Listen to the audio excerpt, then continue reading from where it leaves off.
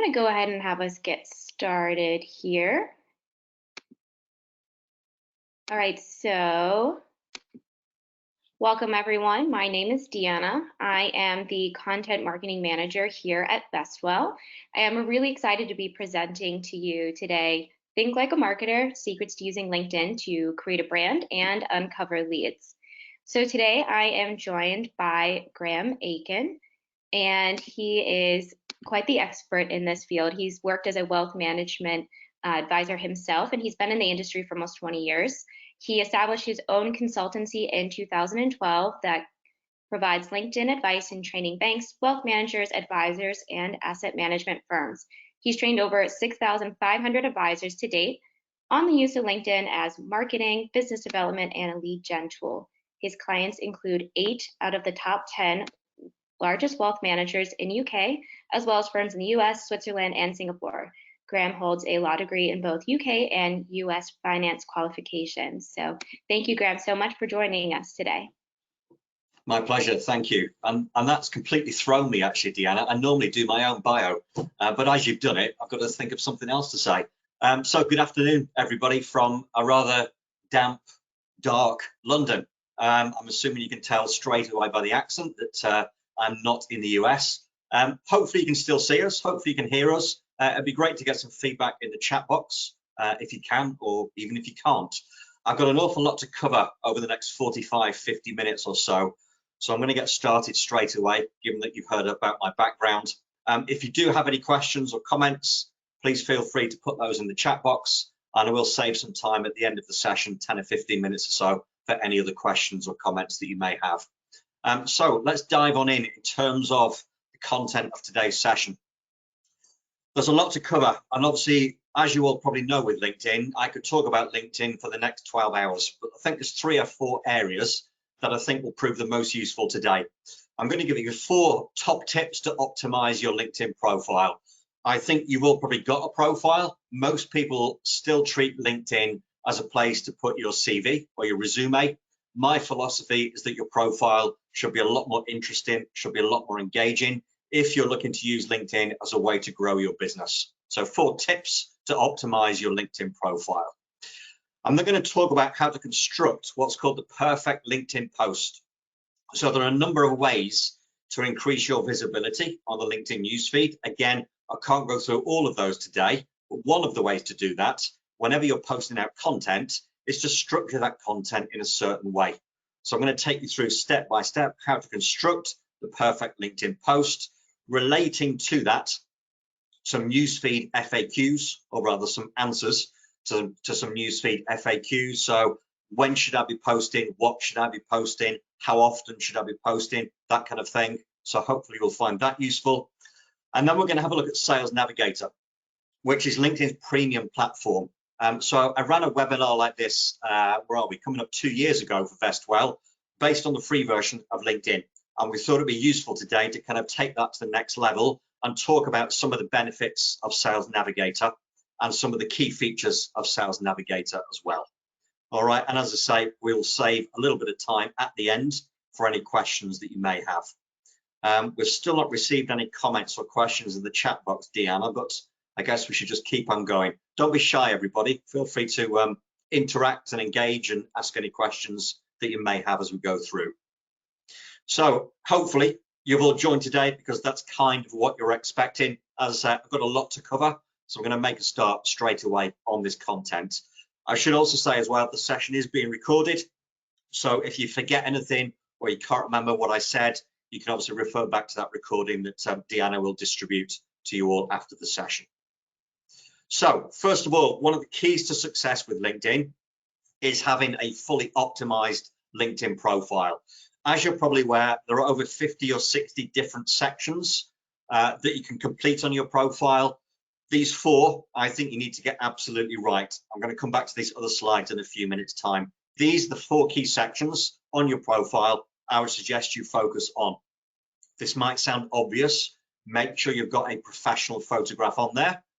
And make sure it's visible to the right audience. So we'll get onto LinkedIn in a moment, and I'll show you what I mean by that. You can now actually change the visibility of your headshot. So we'll talk about that. The headline section This is when most people just have their job title and company name. What I'm actually going to encourage you to do is try and come up with something a little bit more creative that tells the reader what it is you actually do in your day-to-day role. I think the most important section is the About section, so I'll break that down as well. And then we have a fairly new section called Featured, which was added to our profiles about 18 months ago. Not many people are aware of it, so I'll tell you all about that Featured section as well. The rest of your profile really is that dry information from your resume, your experience, your education, your qualifications. It's these 4 more creative areas that I suggest you focus on. If you're going to if you're going to start getting people buying in to what it is that you do for your clients in your day-to-day role, is these 4 key sections that you need to get absolutely right. All right, so let's have a look at my profile. And let's talk about some of these key sections that you need to get spot on. Let me just go to my profile first of all. Okay, and this is my profile. So I'd say I haven't got time today to take you through every single section or how to update your profile. The basic idea is wherever there is a grey pencil on the right-hand side is a section that you can edit. But let's have a look at these 4 key sections. One other section relating to your headshot is this background image. I would encourage you to have some sort of background image at the top of your profile. So you can see on mine, my 2 main markets, London and New York, I've got a nice picture of those there. So if you've got a corporate background from the firm that you work for, that could go into there. If you want something a little bit softer, you know, a cityscape, a nice beach, a nice mountain range, any of that kind of thing, I think looks a little bit better than that standard kind of grayish blue background that LinkedIn pre-populates for you. So I would recommend a background image just to try and grab the reader's attention, and that encourages them to scroll down in the rest of your profile. And obviously that is added or edited through this blue pencil in the top right-hand corner. Your headshot, I spoke about that a moment ago. I think most of you have probably got a photograph on your profile. The point I just wanted to bring to your attention is that you can now change the visibility. All right, so you can now change the visibility of your headshot, and I will just mention that. So if you click on your own headshot, you'll then get a pop-up like that. And where it says all LinkedIn members on mine, if you click on that section there, you can now change the visibility of your headshot. So you can see on mine, I've got it set to all LinkedIn members. If you want to rein that in to just your connections or just your network, you can do. Or if you want it to be picked up by search engines as well, you can set it to public. My advice would be set it to, at a minimum, all LinkedIn members, so that even people you're not connected to yet can see what you look like. All right, so worth just checking the visibility of your headshot. I can see a comment coming in, Deanna, that people can't write in the chat, but they can hear us. Yes, I'm realizing that they all answer to the question section. So thank you so much, everybody. I can't see that question section on my screen, Deanna. Can you see that? Yes, I can. Perfect. Okay. Are there any questions so far? Nope. Okay. Good. Okay. So background image and headshot. Next important section of your profile is called the headline section, which I'm just highlighting here in blue. This is called the headline section. And this is one of the most important sections of your profile. And there is this concept that some of you may have heard of SEO, search engine optimization, which is a whole other technical subject in itself. But the basic principle behind SEO is about increasing your visibility.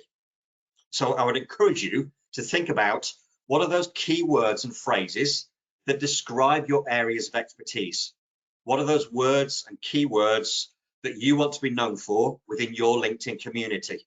And the more you can populate your profile with those keywords, the more you will start increasing the visibility of your profile within your LinkedIn network. So if we just have a look at my headline section, I've got my job title and company name. I've then got a sentence that describes what it is that I do. And then I've got some keywords there as well. And that is what LinkedIn currently consider a fully optimized headline section. Job title and company name, a sentence that describes what it is that I do, and then some keywords there as well. My keywords, things like social selling, LinkedIn marketing, etc. So I'd encourage you, those of you who haven't already, if you've just got your job title and company name, I would encourage you to try and come up with something a little bit more creative that tells the reader what it is that you do for your clients or what it is that you do in your day-to-day role.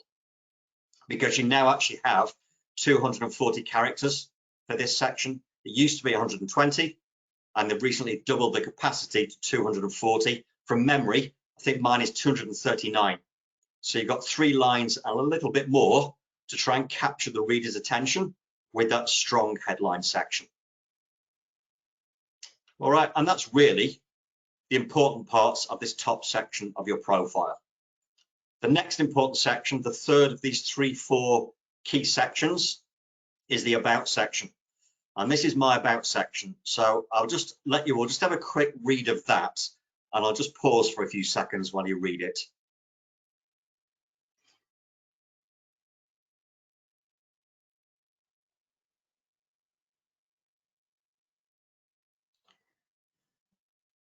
This is one of the sections on our LinkedIn profile that most people ignore or forget about.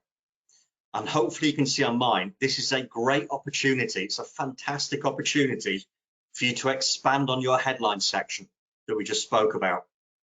Because for this about section, you've got 2,500 characters to explain in more detail what it is that you do, how you help out your clients, the kind of clients or the kind of audience that you're looking to build relationships with, maybe a little bit around what you do outside of work as well. So again, I haven't got time to go into detail on this about section. If you want my advice, have a look at my about section after this session. Refer back to mine, have a look at the format, and this will give you a sense for the kind of things that I think you should be including in your about section. Break it up with those bullet points. People tend to read bullet points rather than block text. So break it up with some bullet points as well. Worth focusing some time on this about section, because if you don't have this section, your profile does look like a resume. It's got your photograph, and then it's just got that dry information, your experience, your education, etc. So worth investing some time on this about section, and I'll show you a couple of examples in a few minutes' time. And then the fourth and final section, I just wanted to bring to everybody's attention, because it's a fairly new section, is this one here called Featured. And I love this section because it makes your profile visually a little bit more appealing, a little bit more engaging, because this Featured section allows you to add to your profile, subject to compliance. If you work for a firm that have some compliance issues around this, you need to bear that in mind, but subject to any compliance restrictions, you can add to this section brochures, videos, presentations.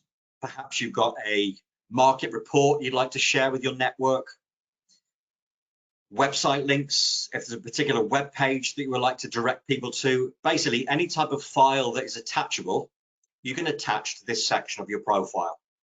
So you can see on mine, I've got a one-page PDF about my business. I've got a link to an article that I wrote on LinkedIn, and I've got another report there about family offices and marketing. And people can just click on those and view them full screen. So as I say, subject to any compliance restrictions, have a think about any marketing material that you've already got that you think may be of interest to your network, and that can be uploaded to this Featured section of your profile. You can upload up to 50 different items. I don't recommend you do that. As you can see on mine, just 2 or 3 items just fit in the space quite nicely. And that's the idea behind the Featured section. Maybe you've been quoted in a recent press article. Maybe you're speaking at a local event or a seminar or a conference. The information on that could go into this section. This is essentially for any material that you think may be of interest to your network, to your community, can be uploaded to this Featured section. And they are those 4 key areas that I wanted to talk about today. Your photographs at the top, your headline section that teases the reader to read on, that more detailed about section, and then this Featured section with any media. Hey, are there Greg, any questions? I have a question. Deanna? Yes. Marcia asked, where can you find the Featured section? Good question. So this is an optional section that you'll need to add to your profile. And the way to do that, the easiest way to do that, at the top of your profile, down here, we have this Add section. When we click on that, you will then get a drop down of all of the optional sections that you can add, one of which is featured. And then when I click on that, you can add a LinkedIn post, an article, a link to a website. And when it says media there, it really means PDFs. Yeah, so if you've got, for example, a PDF brochure, take that brochure, convert it to a PDF, save it to your local drive, click on media, and then you can drop in that brochure to that featured section. Any other questions coming in, Deanna? So far, we are caught up. Okay, so just to bring this to life a little bit, let me show you a couple of examples. Let's have a look at Kevin's profile. So Kevin works for Kane Anderson, that you may have heard of. And here is Kevin's profile. So a nice corporate background image. Yeah, good headshot, friendly headshot. There's his headline section, Senior Wealth Advisor, helping individuals and their businesses protect and grow their wealth. And there's his About section. So again, some bullet points with highlights around his experience, his career, what he does now, the kind of clients that he works with, and then towards the end, a little bit around what he does outside of work.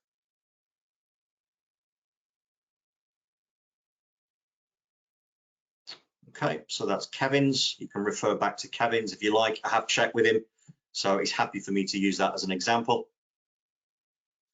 And I will just show you another one that's a little bit different. So this is Sven, who works for Janus Henderson. All right, so again, a Janus Henderson background image. There's his headline section.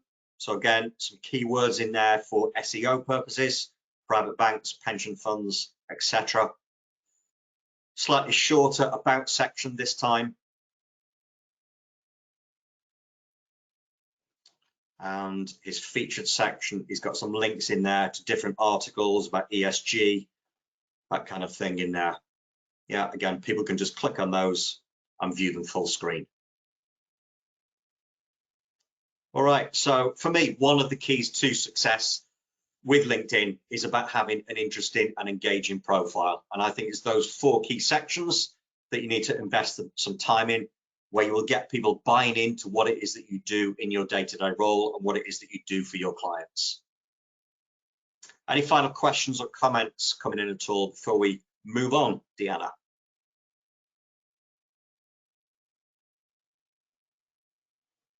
Nope, we're good so far. Okay, so that's part 1. How are we doing for time? We're 20 minutes into the hour already. Let's carry on. So the 4 key sections: photograph, headline, the About section, and then the featured section. What I want to talk about next, always a really popular part of my workshops, is the concept of this perfect LinkedIn post. Now, I imagine a lot of you at the moment are already posting content on LinkedIn. You may be doing this perfectly already. You may be missing out 1 or 2 of these steps. So worth kind of absorbing over the next few minutes the structure of this perfect LinkedIn post. This does change quite frequently. It probably changes every few weeks or so. But as things stand today, this is the structure that you need when you're constructing any content for LinkedIn. So the first thing you need for the perfect LinkedIn post is you need to add some wording or add some text to the top of your post that is at least 235 characters long.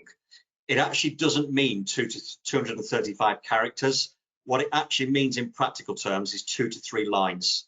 So 2 to 3 lines of text, so that text triggers the See More button. And it is the triggering of that See More button that is the most important element of this structure, because that is a hard click that people have to click on to read the rest of the post. The newsfeed algorithm can obviously monitor that, and it will give the algorithm a really good indicator of whether people are reading that post or not. Yeah, so 2 to 3 lines of text that trigger the See More button. You need to include an image, obviously, to make the post visually appealing. You need to add a link that you're looking to drive traffic to. All right, and fairly new on LinkedIn compared to some other social media platforms, you need to add at least 3 hashtags. If anybody doesn't know what hashtag is, a hashtag is a word or a phrase that relates to the subject matter of the post that you're about to post. When I say at least 3, I really mean kind of 3 to 5 or 3 to 6.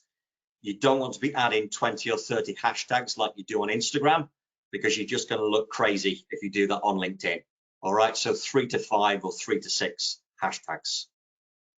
So you may look at that and you may be thinking that looks really labor intensive. In reality, it's a 30 or 40-second exercise. So I'm going to take you through now the practicalities of structuring this perfect LinkedIn post. As I say, you may be doing this already. Perhaps you're missing out 1 or 2 of these steps. If you start including all of this structure, I can guarantee you will get more views, you'll get more engagement, you'll get much greater visibility on any content that you post out. And just before I go to LinkedIn, across to LinkedIn now, any questions on any of that at all? Yes, we have a question from John, and he asks, do you recommend having personal comments, or can it be unprofessional? Good question, John. And I wonder whether John could expand on that. I think you've all probably noticed, particularly since the first lockdown in March of last year, there is more content on LinkedIn that is more Facebooky than ever before. But to some extent, I think that is a good idea.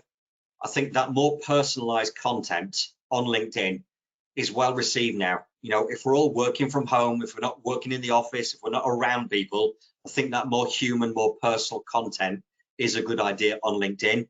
But you obviously need to strike a balance. You know, you don't want to start posting on LinkedIn the kind of things you put on Facebook about what you had for breakfast and what you're doing with your cat, for example. You need to strike that balance. But I do think, and I will come on to this in a few minutes, a combination of corporate and more personal content is definitely a good idea on LinkedIn. We have one more question. Oh, sure. Sorry. You good? Sure. Yep. Okay, another question from the audience we have from Gregory, which is, how do I think about the number of hashtags and why are they important? Or I guess, Okay. how do I think about hashtags in general? So I would think about hashtags as a way to categorize your post. I think that's probably the simplest explanation. So if you're going to post something about retirement, you might put, you know, hashtag retirement planning, hashtag estate planning, hashtag retirement. So it's essentially a way of categorizing your content. What that does is it will give it greater exposure, because LinkedIn, one of its objectives is to become much more of a news platform. And so people can now search on those hashtags. So if somebody is interested in finding content on LinkedIn that just relates to retirement planning, if you've included that hashtag retirement planning in your post, that person is most likely to see your post. So it's a way of getting your content out to beyond your first line network, to beyond your connections, because anybody worldwide now can now search on those hashtags and can find your post. So hopefully that makes sense, Gregory. It's a way to categorize your post and give it greater visibility in the worldwide LinkedIn community, not just within your connections. Hopefully that helps, Gregory. Okay, so the practicalities of this, let me take you through this, and I'll do it a couple of times because it's not easy to kind of watch me and do it on your own screen as well. But the practicalities of the perfect post are as follows. Let's get back to LinkedIn. So let me go back to my homepage. And earlier on today, by way of example, I went to Vestwell's website and I went to this article here, 401k Basics, a starter guide to understanding your retirement plan. So I'm thinking, right, I'd like to share that with my network on LinkedIn. Most websites now, like Vestwell's, have got these social sharing buttons here. Yeah, if your website hasn't, the other way to do it is to copy and paste the link up here at the top. All right, but most websites, I think nowadays, have got these social sharing buttons. So I can place it on Facebook, I could tweet it, or I can share it onto LinkedIn. So providing you're logged into LinkedIn on another tab, which I am, I can just hit that little in button there. And I'll then get a new browser tab with a preview of what I'm about to post. And there it is. So you then click on share in a post in the bottom left-hand corner. And it just tidies it up a little bit. And so we can see there now, we've already got 2 of these elements. We've already got the image and we've already got the link. The trick to this perfect post all revolves around this empty space here where it says, what do you want to talk about? And this is the trick. I need to go back to the article now. And from the article, or you can select your own wording, obviously, but ideally from the article itself, I'm going to take the opening few lines, those 2 or 3 lines of text, just up to that point. I'm going to copy that. I'm going to place that wording into that box there. So there's my 2 or 3 lines of text. And then either after the text or underneath it, I prefer to do it underneath it because it looks a little bit tidier. That is where I'm going to add my hashtags. So in this scenario, I might use something like retirement. And you can see just one little tip. You can see there, it then gives you some suggested hashtags. My advice would be always use a suggested hashtag because it's hashtags that people have used before. Yeah, I would not make up your own hashtag because that's not a category of hashtags. Obviously, if you make up your own, so definitely better to use a suggested hashtag. So I'm going to go retirement planning. I might just do retirement, and I might do estate planning, for example. I'm not sure they're quite right, but I'm just trying to do this quickly so you can see the idea. And that's my 3 hashtags. And that is the structure currently, as things stand today. This could all change tomorrow, but as things stand today, that is the current structure of the perfect LinkedIn post. Then in the bottom right corner, click on post, post successful, and we'll just view it to see the end result. And hopefully, there it is. Yeah, that is the structure of the perfect LinkedIn post. So hopefully Gregory can see there. I've got my hashtags highlighted in blue. People can click on those and it will then give them a news feed of any content that's got those hashtags in. Yeah, so it's a way of categorizing your content for the entire LinkedIn community worldwide. Hey, thanks for sharing that, Graham. Sure. Any questions so far?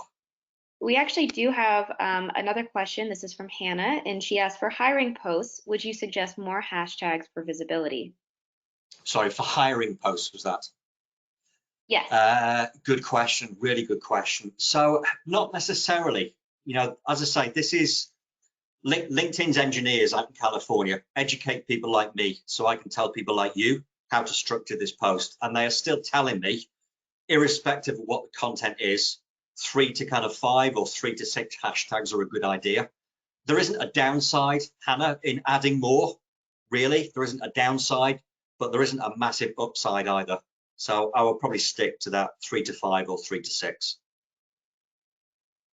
Thank you. And then one other we have is from Ian, and he asked, do you recommend creating posts that pose questions to bolster up engagement? Yes, definitely. Yeah, and I've seen that again in over the last 18 months or so to encourage engagement. If you can ask a question here, so after that text there, I can ask a question of the audience. What do you think of this article? Have you made retirement plans? That is a really good way to build engagement and potentially start conversations with potential new clients. So yes, asking questions, definitely a good idea. I'm very conscious, Deanna, I'm running out of time, so I'm going to carry on. And if there's any other questions, I'll take them at the end if that's okay. Sounds good. Some other best practices, so answers to some common questions that I get in my workshops. Some best practices. How often should I be posting? Aim for 2 to 3 posts per week. That is actually more of a science than an art. Yeah, the algorithm, again, prefers 2 to 3 posts per week from individuals. I think if you do it more than that, it can also look a little bit corporate and a little bit salesy. But certainly if you do it less than that, you won't get any momentum in terms of the way the algorithm works. So 2 to 3 posts per week. As I mentioned a couple of moments ago, mix it up a bit, corporate and personal content. So if I was working for Vestwell, maybe 1 or 2 articles a week from the Vestwell blog and 1 or 2 other more personal items as well. Maybe a photograph of an event or a conference that I've attended. Maybe a press article that I've been quoted in. Yeah, good to mix it up between corporate and more personal content. PDF or video posts will get the most exposure. Why is that the case? Well, if you think about it, if you post a PDF or a video on the newsfeed, the reader has got to stay on the newsfeed to read it. And so you'll get greater engagement on PDF or video posts. That article I posted a couple of minutes ago from Vestwell, I'm obviously taking people away from LinkedIn to the Vestwell website. And LinkedIn doesn't really want that. It wants you to stay on the newsfeed.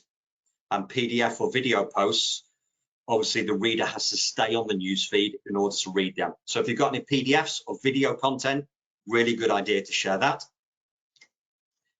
Engaging in other users' content will boost your own content. And what I mean by that is the newsfeed is essentially a reward mechanism.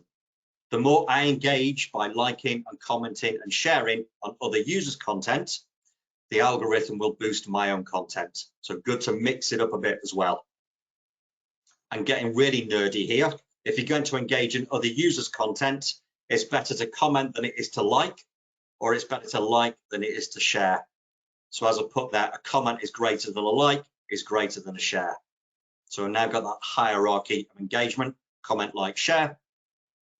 And then finally, on these newsfeed best practices, best times to post, really common question. Again, changes with some frequency. At the moment, it seems to be Wednesdays and Thursdays between 8 a.m. and 2 p.m. Having said that, I've said that a lot to clients over the last few weeks. So if everybody is doing it, it's on Wednesdays and Thursdays between 8 and 2. Those times might be saturated. So, that's a guideline, but it's not a hard and fast rule. Okay, I probably need about another 15 minutes. So I want to talk about Sales Navigator now. Any other final questions on those newsfeed best practices before I do the final session, Deanna? We do have a couple of questions. One of them is about, it's from Jonathan. Have you found poll questions on LinkedIn to be effective? Good question. Good question, Jonathan. Yes, I have. And actually, I've won quite a lot of new business by asking poll questions because they're a good way, again, to build engagement and build interaction. So if anybody's not aware, LinkedIn polls now, you can structure as a post where you essentially ask your network a question and they can answer a multiple choice question and you can have 3 or 4 different answers. So you can ask a question about, are you planning for retirement? Do you plan for retirement? And ask some questions. The people who reply to that poll can see the result of that poll. And it's obviously a good way for you to then go to engage, go back to those people. Thank you for responding to my poll. Would you be interested in having a conversation as a potential new client? So polls, really, really good idea. Graham, we do have 3 more questions, which I love. I love that people are engaged and totally. Yeah, absolutely. Yeah. Do we want to save those ones for the end so that you can get through the LinkedIn? Yeah, because I'm very conscious that a few people might have joined to understand a bit more about Sales Navigator. So why don't we do that and then the questions at the end, if that's okay. Thank you, everyone, so much. We will definitely be saving those and answering those at the end. Yeah, I mean, to be honest, everybody, I could just sit here for the next 3 hours and answer questions. I'm very happy to do that, but I'm also conscious that I've not covered everything that people were expecting. So let's talk about Sales Navigator. I've taken this screen grab here that I think just summarizes quite nicely what I'd like to talk about. We can see at the top there the different versions of LinkedIn. Now, unfortunately, this doesn't include free, so I'll talk about that in a second. Then down the left-hand side, we've got some of these main features. I'm not going to talk about all of them, but the 4 that I've circled in red there, I think are the best features of Sales Navigator. For anybody who isn't aware, you have different versions of LinkedIn. You've got the free one that we all use. You can see at the top there, one for your career, a basic one for business, and then the 3 different versions of Sales Navigator. I want to talk today about Sales Navigator Professional. It is a really, really powerful tool. It's quite expensive. At the moment, it's approximately £70. So, $110, $120 per month per user. So it is quite expensive. But the 4 things that I've circled there are really, really powerful. First thing I've circled there, the idea of this extended network access. On the free version of LinkedIn, you can only run a certain number of searches each month. LinkedIn don't tell us what that number is. Anecdotally, it seems to be about 100. Once you get above more than 100 searches per month, you're going to have to pay for LinkedIn. On Sales Navigator, you've got an unlimited number of searches. So that is a massive upside of using Sales Navigator. You also have something called in-mails. So on the free version of LinkedIn, you can only message people that you're already connected to. Using Sales Navigator, you can send messages, in-mails, to any LinkedIn user, even if you're not connected to them. On Sales Navigator Professional, you can send 20 per month, and any unused allocation rolls over to the next month as well. So that is really useful. If you're looking to message potential new clients that you're not connected to yet, you can do that using Sales Navigator. Advanced search functionality, finding the right people there, the third red circle. We'll talk about that in a moment. And the fourth one as well, keeping track of people and companies. I'm going to talk about that as well today. So that's kind of a high-level overview, the four major reasons that you may want to consider using Sales Navigator. Yeah, unlimited searches, the ability to message people, the advanced searches, and the ability to do different things with those searches as well. So I thought what would be quite useful very, very quickly, because I knew we'd run out of time, is just to give you an overview of what Sales Navigator looks like. What you can do is you can take out a 30-day free trial. So, if you're thinking after today's session might be worth a look, you can take out a 30-day free trial, cancel it on day 29 if you don't like it. Yeah, but otherwise you're looking at north of $100 per month for Sales Navigator. So let me just go to Sales Navigator.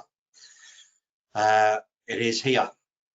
This is what Sales Navigator looks like. And as you can see, it is a completely different version compared to the free version of LinkedIn. It's a whole other different platform that essentially operates like a CRM system. So let me just give you a sense of how this works. Just in terms of terminology here, we've got these different filters, lead filters and account filters. What we would know as an individual, LinkedIn call a lead, and what we would know as a company, LinkedIn called accounts. So leads are individuals, accounts are companies. So let me just give an example of this, just to try and bring this to life a little bit. When I click on lead filters on Sales Navigator, I have about 40 different search parameters that I can use. Yeah, keywords, industries, geography, schools, relationship, seniority level, job function, years and position, job title, company, etc. So about 40 different parameters there where you can start searching for the kind of people that you're looking to build relationships with. So let me just give you an example. I connected with somebody, I can't quite remember her name, I'm really sorry, but I connected to somebody who's joined this call today who's in Nevada. And I thought this would just be quite a useful example to show you how this works. So for example, maybe you're looking to build relationships with people who work in human resources at particular firms in Nevada. This is how you make these searches work by way of example. So under geography, I'm going to take this person's location, all right, which was Reno, Nevada. And you can see there, I've already got 140,000 results. So it tells you at the top right here, as you use each of these different filters, it gives you a revised number of results here. So I've taken that scenario there first of all. I'm then going to go down to seniority level. I'm going to select senior roles, so owner, partner, CXO, and vice president. And I'm now down to 14,000 results. I'm then going to go down to job function, and into there I'm going to do something like operations, or I might do human resources as well. And it's now filtered it down to 2,000. So you can use all of these different search parameters to start finding and targeting those key demographics you may be looking to build relationships with. I then click on search in the top right-hand corner, and it gives me that search result, hopefully in a couple of seconds. There it is. All of these people here have met my search criteria. Just before I take this a step further, I'll just give you some examples on the slide here of some searches that I've run recently for clients using Sales Navigator. Directors of private equity firms in Geneva, over 1,500. Board members in the oil and gas industry in the Middle East, 1,600. Owners of tech companies in London, almost 8,000. Sports agents in Los Angeles, 3,720. And people who work at family offices in London, 2,600. So with some perseverance and with some tenacity, I can almost guarantee that you can find those key demographics that you are looking for using the search functionality on Sales Navigator. So that's the search results. There's lots of things you can do with that search result now, but I'll just show you an example of a search I've run in my business recently, just so you can see how this works. If I now go up to lead lists at the top here, you can see I've run some searches recently, yeah, and given them different titles. So I've got my US prospects and contacts, and I've got my UK and Europe prospects and contacts, 111 saved there, 96 saved there. One of the great features of Sales Navigator, once you've saved these searches, I go back to my homepage and I then start getting these notifications here, all these little signals here about those leads that I've saved. So Sales Navigator is what LinkedIn have called their social selling tool. This concept of social selling is about finding a hook to start a warm conversation. And I've got a list here of all those potential hooks to get conversations started. Yeah, Kelly has started a new position. Brandon has shared a post, which I can now engage with. Samantha has shared a post. All of these different levels of engagement, yeah, encourage me to start finding that hook and starting conversations with these prospects. So it's a fantastic way to start running searches, filtering down 800 million LinkedIn members by those key demographics. And it then starts giving you these social signals, reasons to engage with your prospects. People sharing posts, people commenting on your posts, job changes, work anniversaries, promotions in people's roles. So it's a fantastic tool. Yeah, unlimited number of searches to start finding those key demographics you're looking for and then giving you reasons to engage with those people. One of the other fantastic features of Sales Navigator that I touched upon a moment ago is in-mails, the ability to message people. So I'll just take an example here. If I just go back to somebody down here that I'm not connected to, bear with me a moment. Let's just take Susan. All right, I can message Susan here. When I click on message, the great thing, as I say, about Sales Navigator is I have the ability here to send her an in-mail. Yeah, I've actually got 60 remaining credits because I've actually not used this feature much myself recently. So I've got the ability to send 60 messages to people there that I'm not even connected to on LinkedIn. The other big difference between in-mails and the free version is there is a lot more you can do with in-mails. You can attach documents, you can add brochures. There is a lot more capacity in terms of letters and word space within mails. So, I appreciate I'm going through this very quickly because I'm kind of at my time limit now, but it's worth experimenting with Sales Navigator. It is a really powerful tool. Those of you who really want to leverage your LinkedIn activity, I would encourage you to take out that 30-day free trial, experiment with it. Unlimited searches, yeah, those 40 or 50 different search filters and the ability to message people that you're not connected to yet. I think are the three major reasons to think about Sales Navigator. So again, I'm kind of very conscious of kind of maxed out my time. I want to save the last few minutes for Q&A. Hopefully there's lots of questions coming in, Deanna. And if there's other questions about Sales Navigator or anything at all relating to LinkedIn, I'm very happy to take any questions for the next few minutes. Yeah, we have a lot of great questions, so I'm going to quickly run through those. The first Sure. one we have is, and I would also love to know the answer to this, is if you are on a team, should you avoid duplicating each other or are you considered separate? So I'm assuming with each post. In terms of posting content, that's a good question. That's a question I get all the time, and I don't think there's a right answer. I don't think it matters too much for various reasons. The first is, if I'm connected to 5 people at Morgan Stanley, for example, does it matter that I see a piece of content 5 times? Well, not really, because I'll just scroll past it. Yes, it might annoy some people, but generally speaking, I don't think it matters that much. The other thing is we've all got different connections, so there probably won't be a lot of duplication. I think where it arises the most is if you're a small business, let's say you've got 5 advisors, and all of your advisors are connected to a local accountant or a local lawyer, then that particular individual is going to get a lot of the same content on their newsfeed. That's when it can become an issue. But as a general rule of thumb, I don't think it matters that much, really.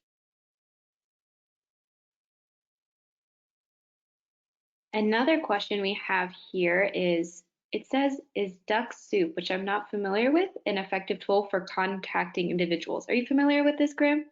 No, I'm not, unfortunately. No. I'm not sure. So Kevin, if you don't mind just re-entering a question, that would be appreciated. Thank you. The next one we have is, how important is it to see who viewed our profile? What about private mode? Good to turn it on, mark it off. The We all most wanna- common question I get in my workshops, by far the most common question, what I call anonymous mode, or if you're going to be a little bit controversial about it, stalker mode. If anybody is not aware, even on the free version of LinkedIn, yeah, you can even do this on the free version of LinkedIn, you can look at people's profiles anonymously. Yeah, if anybody wants to know how to do it, I will show you, because it's a really common question I get. If I just go back to my free version of LinkedIn, and then if I go to the Me menu on the top menu bar, click on Settings and Privacy, then click on Visibility on the left-hand side, and then the top option there is this one. Choose whether you're visible or viewing in private mode, and then there's 3 options there. So the top option, yeah, that's the default, full disclosure. That's what people see when I view them. There is anonymous mode, or there is this rather peculiar middle ground where you can kind of tease the person as to who you might be. I don't really see the point in that. Either tell people who you are or don't. So I'm always here. I always tell people when I've looked at their profile. But having been an advisor myself, if I was looking at a potential new client, I might want to make myself anonymous, which is this private mode here. So yeah, it's a good question. That's where to change the setting if you want to. My advice would be, why wouldn't you want to tell people that you looked at them? In which case, full transparency, which is this setting here. Thank you. And we did receive a clarification. So Duck Soup is a type of bot that automatically connects and sends messages, which I know I've received messages for, because I've gone to someone and thanked them for their message, and then they said, oh, that was automated. So if you could clarify there, and thank you, Joseph, for submitting that clarification. Yeah, it's come back to me now that he's mentioned what it is. I do recall that. So there is Duck Soup, and there is another one called LinkedIn Helper, which is operated by a company in the Ukraine, which might tell you everything you need to know about these third-party tools.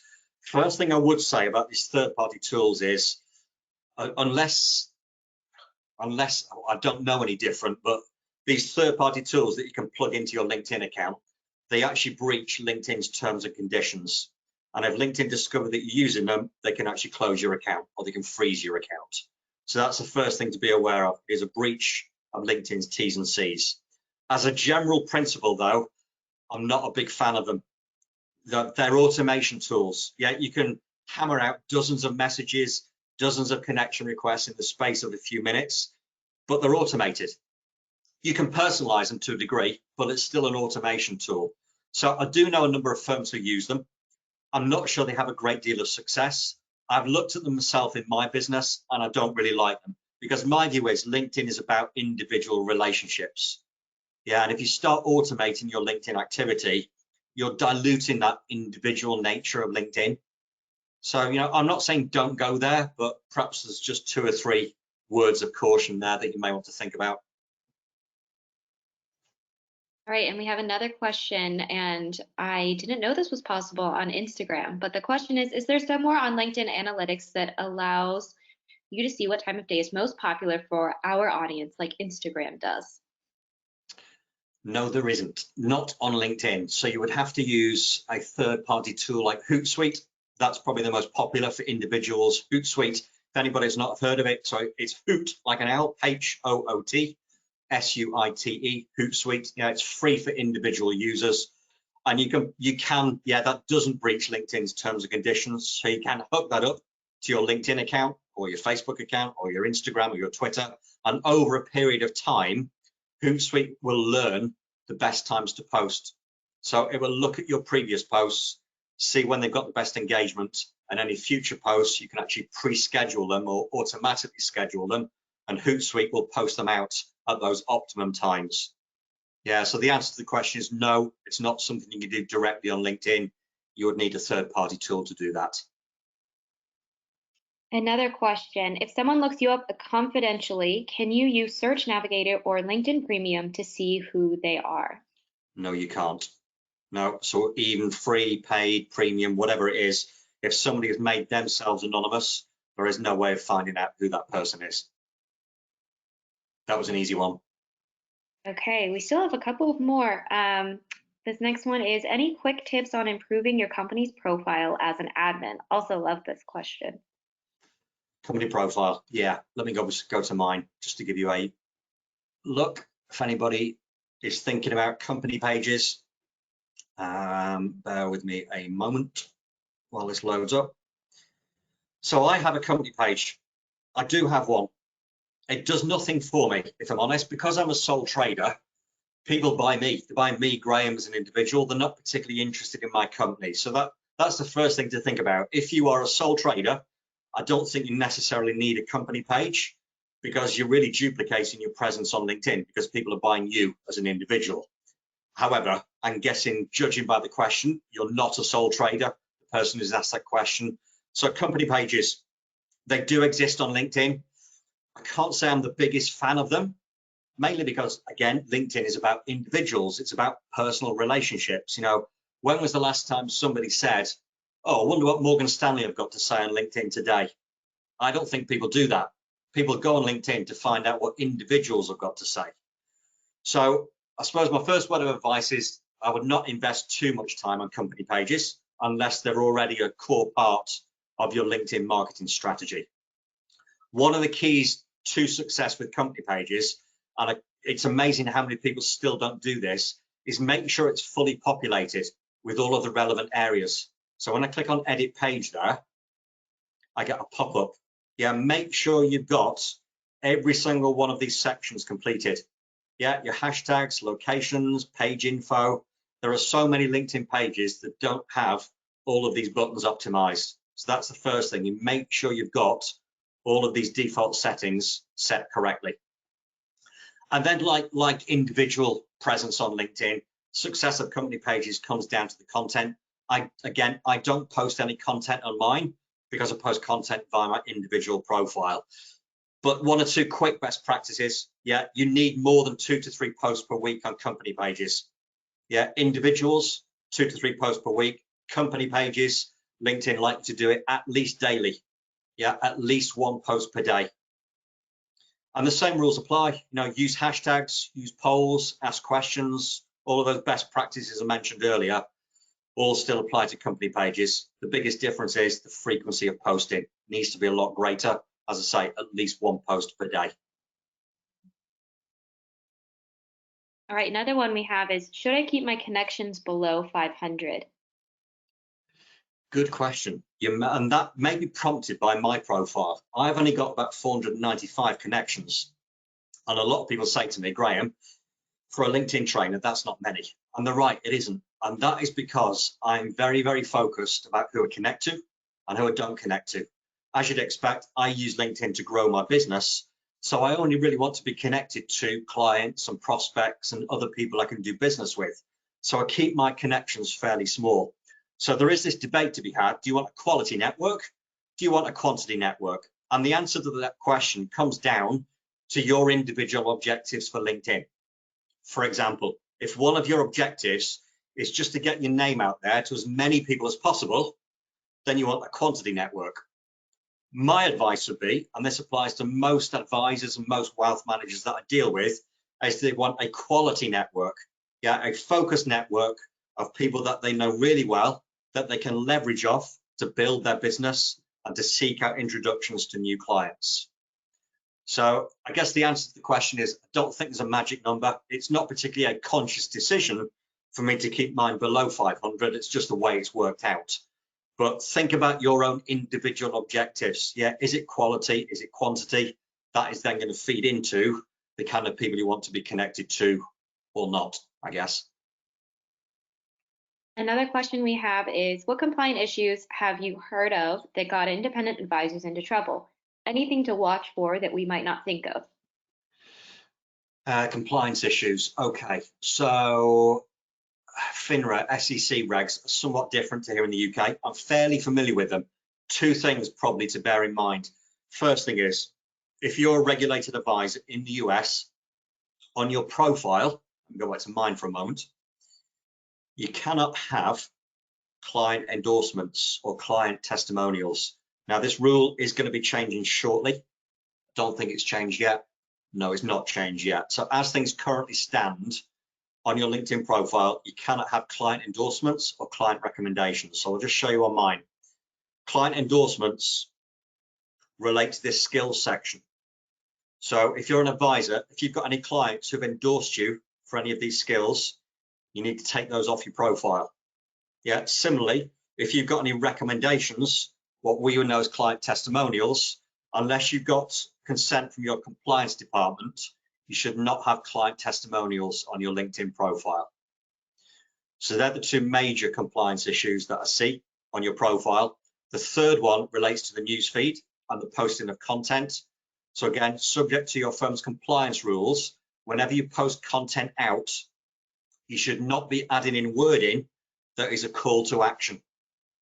If you're encouraging people to get in touch with you, that is deemed to be what FINRA and the SEC call a financial promotion and would need approval by your compliance team, whoever that may be. So if you think about that Vestwell post I posted a couple of minutes ago, what I included, the wording there was fine. If I added wording after it along the lines of, if you like what you've read, please drop me a line, you're now into that territory of asking people to get in touch, and that may be a compliance issue. I'm sure you'll all appreciate I've got to speak quite generically here because I know we've got quite a range of size of firms on today's call, but they're the kind of major three compliance issues that I come across in the US market. And we are at least 2 p.m. Eastern time, so I'm sure a lot of people are dropping for other calls. We have 2 more questions. Graham, do we have time or do you want to follow Yeah, go up? for it. That's fine. Yeah. All right. I have one here that's, can liking and commenting on posts help with getting attention and building relationships? So, interacting with others. Yes, it can. It absolutely can. It is the short answer. The slightly longer answer is, a slightly negative answer is, it does take time. So if you start posting content out and you get some likes and comments, that's great. That is great. Is it going to lead to new business? Maybe, but probably not. Yeah, LinkedIn to a large extent is a slow burn. You need to inform and educate your network over a period of time, so that if you're connected to a potential new client or a prospect, you can inform and educate those people over a period of time about your areas of expertise, so that when the time comes to make that buying decision, you'll be front of mind. And that's, like I say, doesn't always sit well with a lot of advisors. They want a quick result. You may get quick results, but in my experience, it does take time to inform and educate people over time. But like I say, if you do that consistently, when that prospect is in that mindset of making a buying decision, hopefully you will be front of mind when you do that. All right, and our last question here is there an advantage to having followers versus connections? Is there an advantage? I guess the advantage is that it's a quick way to build a community. So if you look at my profile, people have to follow me rather than connect to me, and that's a setting I've changed. So one thing that follow button does, obviously allows people to follow you without them being connected to you. And so they will see your content on their newsfeed without being connected to you. There isn't a massive upside either from my perspective or their perspective. What I find that follow button does do is it does tend to stop a lot of random people sending you connection requests. What I found recently, I changed my profile about 6 weeks ago so that people have to follow me rather than connect to me. And I started to build up my followers, but conversely, it stopped a lot of those random people who send you connection requests sending me those connection requests on LinkedIn, which allows me to keep that focused network of 490 connections. So I'm not quite sure that answers the question, but I have seen a drop off in kind of those time waster people sending you connection requests when they land on your profile and they can only see the follow button. So there might be an upside from that perspective. You know, I didn't even notice that there were two different settings, so that is super interesting. And that is actually the end of our questions. Thank you everyone so much for all of your questions. Thank you, Graham, Yeah, for that was all of great. your knowledge that you shared with us and your clear